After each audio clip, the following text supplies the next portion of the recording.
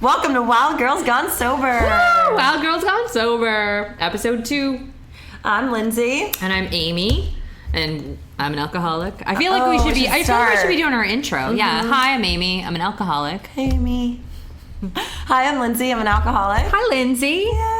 I think that there's a tip. I've learned it feels way less weird when you're in an AA meeting and you say it more exuberantly. I think my first bunch of AA meetings, I would be like, hi, Lindsay. Now I'm like, hey, Lindsay. I don't know. It gets me into it a little bit more. I don't really agree. It makes me uncomfortable. No matter which way you slice it. If I'm like, Amy, or if I'm like, Amy, then I feel like it's too much. And then if you don't give everybody that same amount of pep, you're like, I don't need anybody. You're hurting people's feelings. Yeah, I got you. So if I keep my expectation for everybody here, I don't have to raise the bar for everyone. You know what drives me crazy though? What drives me crazy is when people have this super long intro, like I'm a super grateful beach loving whale kicker and alcoholic named Josie Wales. And then nobody does the hey Josie because you went on too long. We didn't know when we were supposed to say something. Yeah, I hate that. Don't do that. Just keep it simple, sweetie. So we are talking about some experiences that we've had going to AA, and we love AA. So we're not knocking. We're not knocking alcoholics. We're not knocking. No, we love AA. We go to AA like every day. We love AA. Sometimes twice. Anybody that's got any kind of addiction, substance abuse, we didn't, thank goodness, suffer from that, but we do, a little bit. Okay. We supplemented a little bit. We did. We supplemented with some Adderall. We supplemented a little bit, but it wasn't really it wasn't the basis of our addiction. No. It was more of an extra added bonus. We're alcoholics who enjoyed some recreational drug use. Right, which usually just let us drink more, which makes sense. Right. Yeah, we hear that a lot too. So we're talking a little bit about AA and what kind of interesting experiences we've had. And Amy, you should share your story about, we were just talking about how you introduce yourself in AA, and it's always just the, hi, I'm so-and-so, I'm an alcoholic. Hi, I'm so, and I'm an addict or alcoholic. So those are usually the general terms. And so tell us your story about... So we're programmed now. This is what I was saying the other day to my sponsor. I was like, I feel like I'm programmed to... It's not culty. I don't want to make it sound it's a little culty, but it's a good culty. It's a good culty. It's good culty. Right. It's not sell your house, move out to the middle of nowhere and call me father kind of culty. Right, you still have to wear clothes. Yeah, it's okay cult. It's a helpful cult. And they're okay. Actually, that's... Okay, we're going to totally... This is how we are. Are you going to rabbit hole? Sorry. I'm going to come back. But my therapist actually said to me, it's not a cult because they don't have a problem with you having other things. So it's not you must believe our way and what we do, and this is the only way. That's kind of what they say. No, it's you can go to church, and if your religion is this or that, and you can have your whatever activities. It's not holding you in you must live in the AA hall and do nothing else. I don't know. You feel a little differently about it. I do. All right, sure. Well, so let's rein it back in. So I was talking about being programmed to, hi, my name is Amy and I'm alcoholic. And there's reasons why they want you to say this over and over and over again. There's method behind the madness. Yeah, there's method behind the madness. So you say it, you get used to it, you get more comfortable with it. At least I am at this point. I'm okay with it. But I'm at, we talked about it in the last episode, and I'm sorry we're in the same clothes, but same day. We had so much to talk about, we couldn't help ourselves. So we're still here. But we talked a little bit in the last episode about networking. So I went to this dinner. It was a networking thing through the local chamber, and it was this dinner where there was a cocktail. I'll tell the whole story because there's actually pieces to it that really relate. So there's a cocktail hour, and then you go somewhere to the host house for your dinner party, and then there's a cocktail hour afterward for dessert, right? So, drinking the whole day through. So I'm early. This is a couple of weeks ago. Today's day 25. So this is a couple of weeks ago. Yeah, and I've gone to a lot. Seriously. You've put yourself in the lion's den quite a few times. A bunch. Yeah. So I go to cocktail hour at this really fancy country club, and I was really underdressed, which is not like me. But I think I was having a really emotional response to going. I was really having some anxiety about going to this because of the drinking and because people don't know I'm not drinking. And oh, are you pregnant? Yeah, right. Or they assume I am drinking because I've got like a soda water with lime. That's like my go-to, the soda water with lime. So there were two things that happened that day. I went to the fancy country club. I felt weird because I was underdressed. I felt naked without a drink in my hand. Like, I am a super networker. You know this. Like, you put me in a room full of 50 people that I don't know, and I'm going to make friends, and I'm going to know everybody in the room, and they're all going to know who I am, and I'm going to have a good time. I felt naked. I hid in a corner. I stood at a cocktail table with my soda like I was a naked person in the corner. It was so weird. But I walked in, and I walked up to the bar.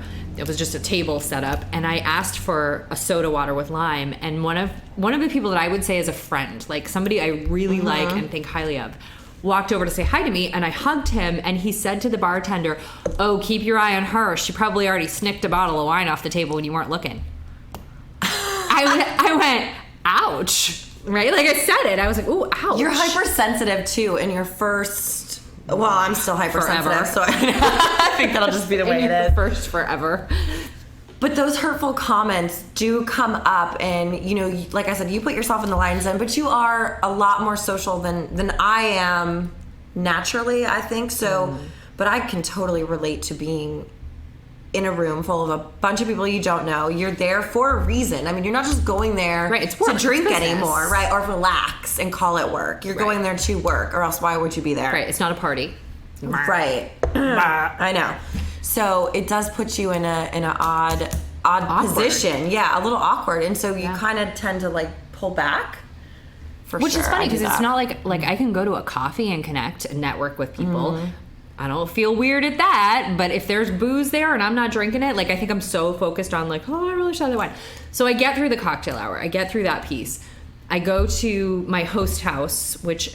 Okay, this is the... I strategically chose this house. This is funny. So I signed up for this before I quit drinking. And I strategically chose this house because they're neighbors of mine. They're literally a street away from me. And I knew I could go there and I could walk home. Right? Gotcha. Drink planning, right? We plan our drinking. So I knew I could go to their house, have a good time, and walk home and not have a problem. Stumble home. Yep, seriously. Or worst case, they'd take me on the golf cart if I was really that fucked up. Like, this was my plan. I knew this. So here I am, sober Amy shows up. Great, she's super fun. So I go, and we all sit around this big table, and the host says, you know, let's go around, let's introduce ourselves, let's talk about whatever. He, like, kind of gave a topic. It was like, you know, talk amongst yourselves. And so we were supposed to say something about the topic he gave. So we go around the table, and as people are introducing themselves, you know, like, hey, I'm Mary Jo, I live here, I do this, da-da-da. It was all I could do not to be like, hey, Mary Jo. I was like, oh, like, shoving it back down, like, oh, no. So now I'm like, nervous. I'm nervous I'm going to do it when people are introducing themselves and in places that are non-AA. I'm going to be like, oh. When you first told me that story, I was like, oh my God, she said she was an alcoholic at the dinner. That's what I thought you said. Hi, I'm Amy, I'm alcoholic, and I blah, blah, blah. I do have to, like, pull that in because I almost do. It's becoming a rote response. I'm going to take that as a good thing. Maybe, but I don't really, like, people are going to be really like, oh, looking awkward. She just really wants you to feel welcome.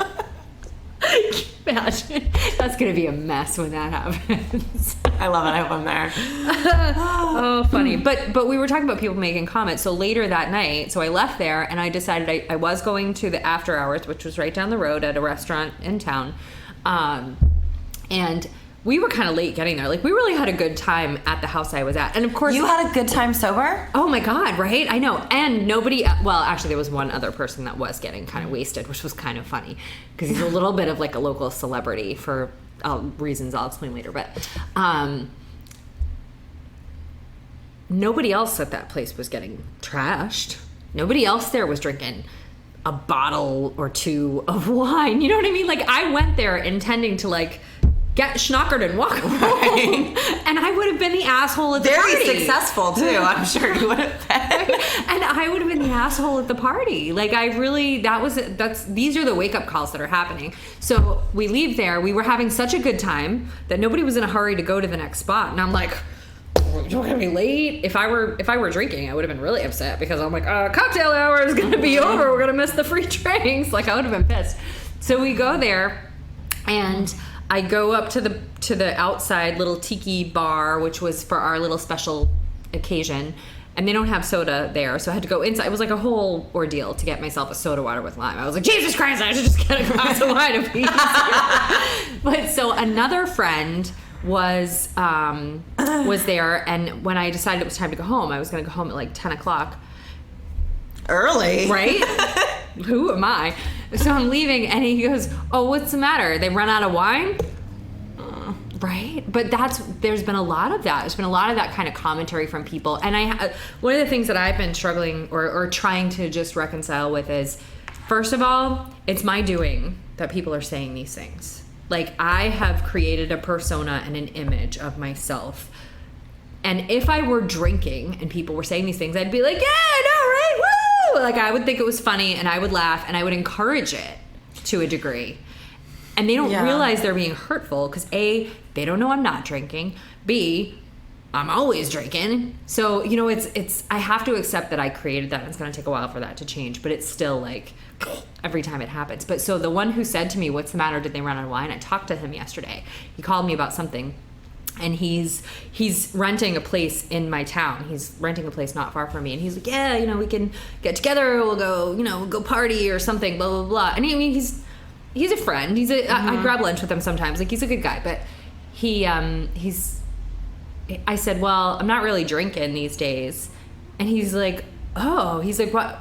Hey. The disappointment is always interesting to hear people's voices. He recognized that he said something kind of not nice to me, though. He, like, himself, he was like, he's like, I know sometimes I can be kind of an asshole. He's like, did I say something that was like, I said, you know what? I said, you did say something, but it's not really on you. Like, I've created this. I said, and you're not the only person who said something. Like, I've created this image of myself and expectation from people. So I get why you said it, but just know, like, I'm working to change that. So I was kind of proud of myself. Like, good girl. You called him out, and you didn't blame him. Mm-hmm. Because it's everybody else's fault. Everybody else's fault. Pointed out. So yeah. So it was good. That was that story. No, I completely agree, because I've drank since I was 15, like hardcore, and you know, when you're a thirsty girl like myself, you tend to overindulge all the time, and that just we're very dehydrated. Very dehydrated. For some reason, these bottles of wine are just, you know, water's hard to get down, but a bottle of wine is so easy. Stick a straw in it. But it is a real struggle, because it's almost like you recreate yourself, but at the same time, as you're recreating this persona that you know, develops in people's minds, I feel like I am changing. So that's kind of part of it as well. Like, I feel like that was old Lindsay, and those habits still sneak in sometimes about being judgy or bitchy or the ego. Oh yeah, I like to judge like a motherfucker. The shit out of people. God. And AA is such a fun place to do it. Judge. But that's probably the place I feel the worst doing it. Yeah. Not so much outside of it. I'm less judgy than I thought I would be. Like, I have moments of being judgy, but it's pretty superficial. So then how do you get that out of people's minds? Like, how are we going to become not like, oh, those are sober Amy and Lindsay, as opposed to just like, hey, there's Amy and Lindsay. Like, they're just not drinking to better themselves. I think it's just time. Does that ever change? Yeah. I hope so. Right? But I think we didn't create these personas overnight. We created them for me, I've been here for 5 years, and I've been, probably three to 4 years really involved in the networking and all that stuff. So over the course of at least the last 3 years, these people have seen the Amy and Lindsay show. The shit show. Which it's been referred to as the Amy and Lindsay show quite a bit. But I think it's just going to take some time to, you know, like that year of firsts we talked about before. It's going to be a golf tournament where we don't get smashed. An after hours event where we're not drinking. Like, it's going to be all these things that they see us at for the first time behaving differently to create a new expectation. I was thinking about this morning. I'm a super morning person, so I'm up at like 5:15, like ready to go. Ordering coffee mugs and creating logos. She's insane. But I was thinking about, do you remember, I don't know why I wasn't drinking. I must have been dieting, and you and I were in a golf tournament, and you were like, oh, I think it was right after you had gotten in trouble, but you were like just starting to drink sometimes. In trouble what? The DUI? I think it was the DUI, yeah. Or something had happened to you. And so you were like, oh, well, I'm not going to drink either. And I was like, awesome, I'll have a partner. And which means I'm just going to have a few couple, beers. Right? Exactly. And so I was like, it doesn't really mean I was so jealous that you were drinking and I couldn't drink. And do you feel like some of that's gone away for you? Like, I feel like when I see people now that are drinking, there's a part of it that's still sexy and that like elusive, like, ooh, you know, like, look at me, I'm drinking a martini. Yeah, like I want to lick somebody's glass of wine when I You see still them. do? Yeah. Okay. Yeah, well, and my mother-in-law, I love her to death, but she's one of my drinking buddies too. Like, she likes her red wine, and I love red wine. I love red wine. Do you think you should start changing your verbiage to stop saying that? I used to love red wine.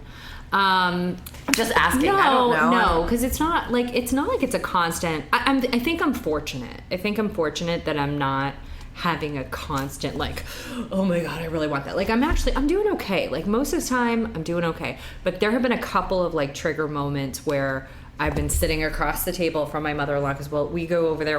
We do like the super Italian, and I'm not Italian, but I'm married to Italian. But we do like everyone loves ramen Sunday dinner. Yeah, Sunday dinner, no shit, like spot fucking on. I know. We do. Except I love my mother-in-law. She's great. She's is. great. I met We her. love her. Yeah. So, but I sit across, like, we're at the kitchen island, and I sit across from her, and she's got that bottle and that glass, and I had one Sunday where I was like. Salivating. Like, oh god, I was literally salivating for it. Like, but other than that, like, I've been pretty fortunate. I'm not dying for it. And if I get my drink, whatever it is, my soda water with lime. Like, last night we went out to dinner and we sit at the bar because we're social. Like, we enjoy it. Even it's so hard not to like say his nickname every time I reference him. But my husband is not like me. Social or he's not an alcoholic. No, but right. he's also not super outgoing social guy. Like, but he but he does like to do things. He enjoys the environment sometimes. Like, it has to be the right one. Like, he's comfortable. We have like a local restaurant in our town that is like Cheers for everybody. So everybody goes there. It's like, it's the spot. And the food's usually good. We went there last night. It was like Oktoberfest. It was like awful. I was like, we'll see you in 2 weeks when you are not serving bratwurst. So we sit at the bar because you make bar friends, right? And they're townies. They're locals. They're people you see. They're people you know. He sees people he works with. I see the guys from the band. Like, you know, like, it's social. And we know the bartender. You know, of course you do. Of course I do. But I ordered my my drink, and I asked for it in a wine glass. Like, that's my thing now. I'm like, can I have a club soda with lime in a wine glass? And it makes me feel like I'm enjoying a cocktail too. It's prettier. It's in a glass I'm comfortable with, and I mentally and physically associate with drinking, which I don't know if that's bad, but it makes me feel better. And no, I think anything to stay sober and that's not pick up a drink or not order a glass of wine, right, works. And the bartender like gave me like he even did the "Are you pregnant?" thing once before, not this time, but another time when I wasn't drinking for probably the DUA. But he was fine last night. He didn't say anything. Like, I've been in a few times now where I haven't been drinking, and so he hasn't been weird about it. But I find that helps. So that jealousy of seeing somebody with the martini glass or, you know, doing something that looks really sexy and fun, like ordering it in a fun glass, I think makes me feel better. That's a good idea. Yeah. I don't think that, like, I think drinking like a mocktail is okay. Yeah. But to me, it's like I don't know, like, I was a calorie conscious drinker a little bit more. Like, I wasn't into like pina coladas unless I was like, right, we wanted vodka soda because we could drink it and it wouldn't make us fat. Double lemon, double lime. Vodka soda, lemon lime. Give me a martini. Screw the soda. It made me feel bloated. I'm not a big You're soda slowing down my right. I'm not a big soda this water carbonation fan either. So even now, I'm like unsweet tea or water. That's it. Yeah. Like, I'm pretty standard. And what do you? Can I have a water in a wine glass? I haven't felt the need for that yet personally. So I think that I'm lucky in that way. I think it's more in my head because I start to think like, oh, everyone's gonna be out tonight doing this, and it's like this FOMO, like fear of missing out thing. That's a real struggle for me personally because I'm always wondering, but it's gone away. It's like lessened over time because now I don't give a shit. But are you hermiting? No, I don't think you're going so. out. Okay. I mean, like it took a while for us to do like a date night out. I went to one of our favorite restaurants We went to a comedy show. It was a little uncomfortable. I get a little anxiety just being out, which is kind of funny. So people that know me would know that. But people that think they know me probably wouldn't suspect that I'm not social, or it's just not like as natural as it might seem to be. Right. Because one thing about like, us I'm alcoholics, even, it's weird for me for you to say that. Right. Because I don't think we put up of a you. front. Everything's fine. It's fine. I got this. It's fine. Yep. I'm busy. Yep. It's I'm fine. on top of that It's rose. fine. Woohoo. Right on top of that rose. I do that all the time. You're like, shit, let me just write that down real quick so I can remember to maybe do it. But I don't know where I was going with that. No, but I don't hermit myself. I really don't. Hermiting. A hermit, yeah. I try not to. I probably do, but honestly, I'd rather be home relaxing and doing things I enjoy that are going to better me than being out. Like, yeah. Lindsay's like much better at the like self-improvement side than I am. I'm trying. I'm like, oh God, so much work. I did go home and eat Cheerios on the couch last night, but like instead of reading a book or doing work or whatever, you know, what are you gonna do? Sometimes you just need to do that. Sometimes you just right? need to sit on the couch and eat Cheerios. Right? Wow, that was like so much fun. Nobody was home. Well, I asked that about the hermiting because we had a conversation recently where you were saying, like you almost went through this thought process of like, well, if we're not going out to go drinking, why go out? Like you kind of like went through a transition with that where that's how you were feeling at one point. Absolutely. I still do because, you know, like we still have to get up and put on our makeup every day. And I mean, I've really been... I woke up like this. Yeah. At 5 a.m. But no, I mean, like getting up, like to me, going out was always like, okay, well, what am I going to be doing? Where am I going to be seen? Who's going to see me? Do I have to look extra sexy or special or whatever it was? Or can I wear jeans? But so to me, the whole getting ready process and drinking while I was doing that, Right, I mean, pregame, right? Bottle of wine. And what am I going to drink to match this outfit? Right. So am I in a martini outfit or a red wine outfit? Is my glass of wine next to the curling iron or the straightening iron? Like, but there was always a glass of wine there. So that whole adjustment period is different. So getting ready, it's interesting because I've only kind of been out for work events. I think we've been on like 2 date nights since then. But it's just getting used to it. I think that I hope it will go away, that anxiety of like, of going out. Like it's just different for me. Like, and my therapist said this, and if you don't have a therapist, please get one. Get a therapist. They're amazing. But she said, when you used to go out to get fucked up pretty much, right? And I was like, no, I just used to go out to have fun. And it just used to happen. But she's exactly right. Because I was having this conversation with my boyfriend about going out, and that I didn't want to go out anymore.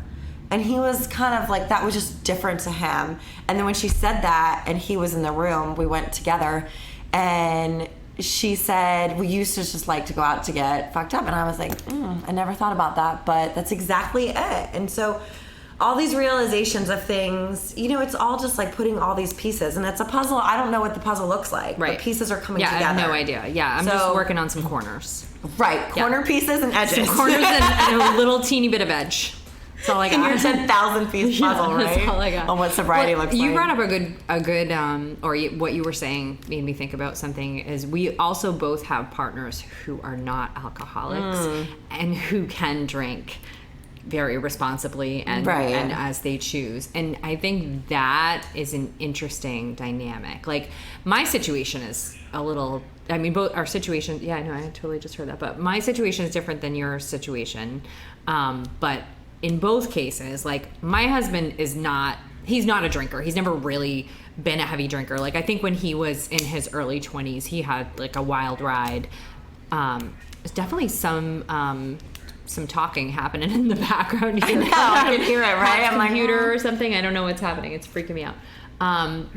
But aside from that, so he had like a wild ride in his 20s, and I think it made him really uncomfortable. Like there were some consequences he had to deal with. And so since then, he really does not ever get to a place where he feels he could lose control.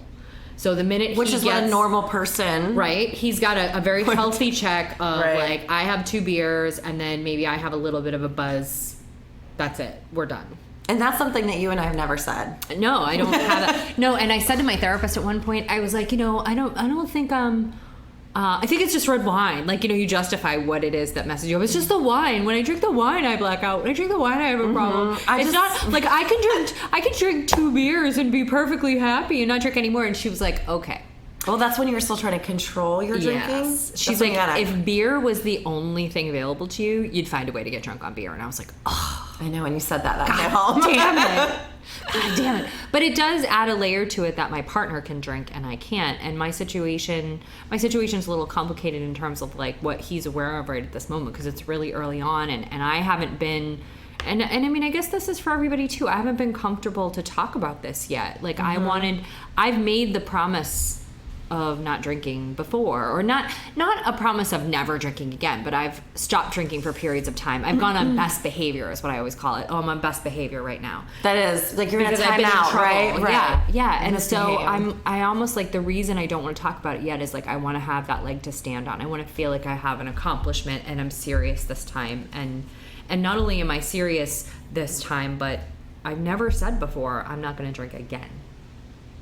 That was scary for both of us. Remember? And not even saying it out loud is a hard... It made me sick when you said it. Right? Imagine me saying it. So when people ask, or because I think we brush it off a little bit at first, or even still, we're like, oh, we're just not drinking right now. Today. Right? Oh, yeah, right now. I say that a lot. We're just I'm just being good for a little while. I just need to...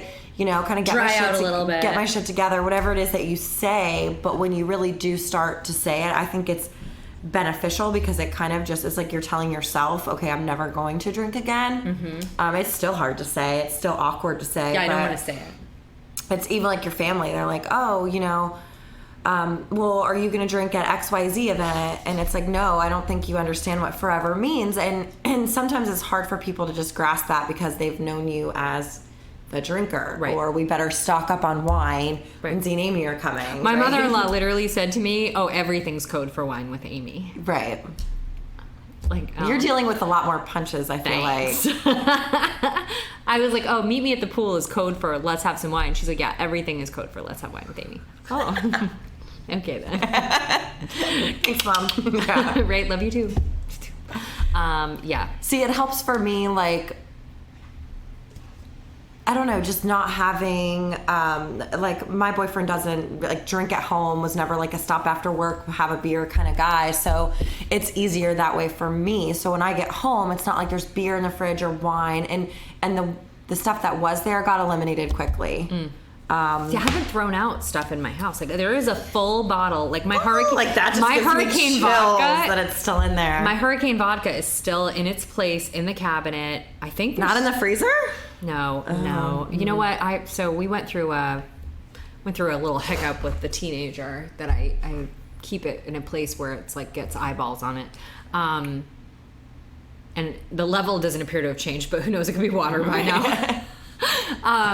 But yeah, I mean, it's still in there. And after that last event that I had to do, like my partner gave me a bottle of Prosecco that's sitting under there. Like, there's still booze in my house. There's beer in, there's 2 White Claws sitting in my fridge staring at me every time I open it, that they're like, remember us? Right. We're the last bastion. Don't you miss us? Don't you want to drink us? And I want to be like, just give them to the kid. She can, like, it's terrible. She's 20. She's not a kid.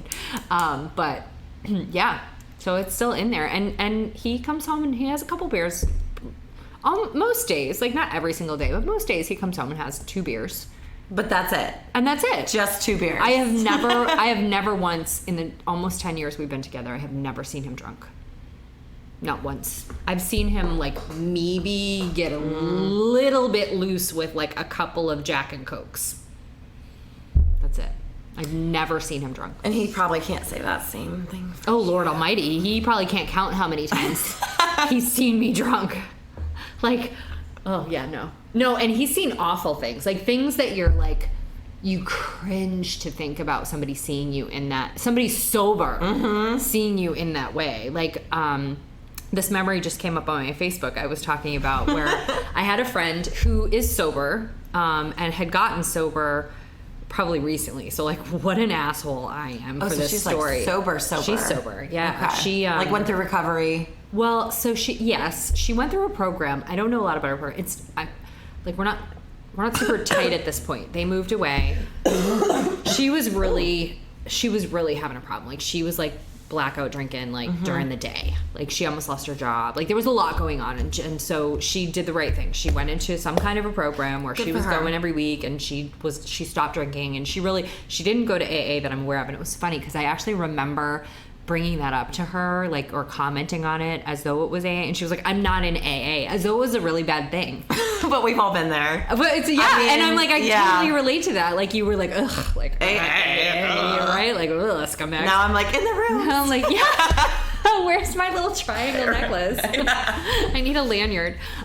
So she called me and said, and she didn't have a lot of girlfriends. It was hard for her down here. She really didn't have a good circle of people, and I think I was kind of an asshole, to be perfectly honest. I think I was a jerk because I liked to party with their neighbors, and her husband was part of this whole crowd, and we all used to get shit-faced at her house. While she's sober? While she's sober. Yeah, we we're were assholes. Yeah, we were assholes. But anyway, she called me and she said, hey, somebody gave me tickets to the Kid Rock concert.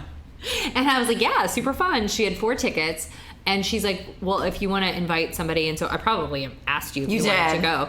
And I ended up, another friend of mine from, where does she live? She lives down south, like Riviera Beach area. She came and she met us there. So my friend picked me up and we went down to the concert, and my other friend met us there, and we're in the parking lot pre-gaming. Tailgated. I've been drinking all day, right? Dude. Like, the minute you tailgate for the tailgate? The minute Couple roadies. Yeah, the minute I knew we were going to a concert, I started. It was probably 10 a.m. I was getting ready. I was drinking. I remember taking a to-go, like, tumbler with vodka in it down. I was doing keto at the time, so I know I was drinking vodka.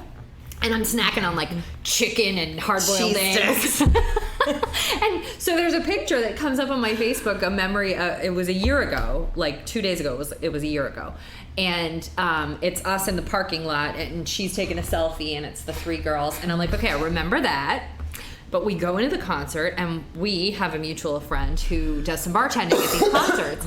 And we were like, oh, yeah, she's there. She'll hook us up. So me and my other friend, not the one that got the tickets, but the one that was drinking with me, we went to the Tito's booth.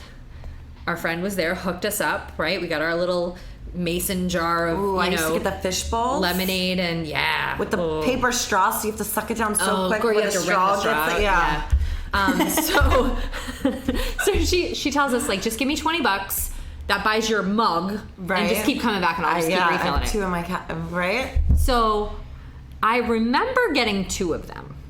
That's what my brain says, that I got 2 of them, right? It doesn't sound like me. But that's what my brain tells me. I got 2 of them. I probably got like 2 each time. I don't know. So I remember walking. So far to walk back. I remember we found our seats. We had good seats. We were under the cover in the pavilion. We went for another round. I remember coming back, sitting in the seat. My friend who had gotten the tickets, the sober one, was like dancing. The opening act was on. She was so excited. This is the other thing that's awful. She was so excited about this concert. She was in her little country girl garb and her boots and her hat, and she was dancing, and she was so excited to be there. And that's the last thing I remember. I woke up in bed the next morning. And probably thinking you're doing pretty good, waking up in bed, right? I remember opening my eyes and thinking, oh shit. Like, because it was daylight. And I was in bed, naked. And I was like, oh shit. And my husband came in, and he was like, oh, you're awake. I didn't expect that. And I was like, what happened? Like, how bad is it, really, is the question. He's like, well, I think you need to call, we'll call her Jane. I think you need to call Jane, sober Jane, and apologize to her. And you probably need to pay to get her car detailed. Oh, right? So apparently, so then I get up and I, like, you know, get myself together, and there's like a pile of my clothing on the bathroom floor. You try to string together all the pieces, right? There's become no a little pieces. detective. There's no pieces. It is like straight up blackout. I remember nothing. It is like lights out at that moment. But do you take little pieces from like the room? Like, well, yeah, I mean, thankfully, like, I got the lowdown clothes. from the two of them, but as I get up and I'm like trying to assess how angry he is, like how mad at me Damage control. How mad at me is he? How bad did I do? I text Jane and said I have no idea what I'm apologizing for, but I am apologizing, and John says I might owe you a car cleaning, and she's like, yeah. So I had to pay like $150 to get her car detailed or something like that, because I had thrown up all over myself, and I threw up all over myself, and then somewhere like between the concert and the parking lot, I must have fallen down because I totally sprained my ankle. Like, I'm walking around like, why does my foot hurt so much? I sprained my ankle. She I don't know how this girl carried. I'm 5'8" and like 170 pounds. This girl like dragged me to the car. I have no idea. Like, she must have like fireman carried me or something. I don't know. But so I threw up all over myself in the car, and then stumbled in. It like was up and moving enough to stumble in through the front door, and John like somehow got me in the shower. Got me in the shower, and I had like puke all over my clothes, like things like that. Like, you don't ever want the person that you love and you want to think you're sexy and attractive to ever see you like this. Right. Like, it's horrifying. So it's just those kind of wake up calls to be like, that's what lets me not tell myself that I can have one. Right. That's those particular moments are the things that make me go, no, you can't just have one, because you'll have one today, and then you'll have one tomorrow, and then next weekend you'll have a few and you'll feel good, and then a month from now you'll be blackout drunk, throwing up on yourself driving home from a Kid Rock concert that you didn't see, that you ruined for everyone else. Oh God, endless concerts I have been to and haven't seen. Ruined for everybody else though. Like, she didn't even get to see him. She like, I crashed and burned, and she got me out. You should, next time he's in town, you should take her. She's not here anymore though. She moved out of state. Oh, that could be on your amends when you go through the steps.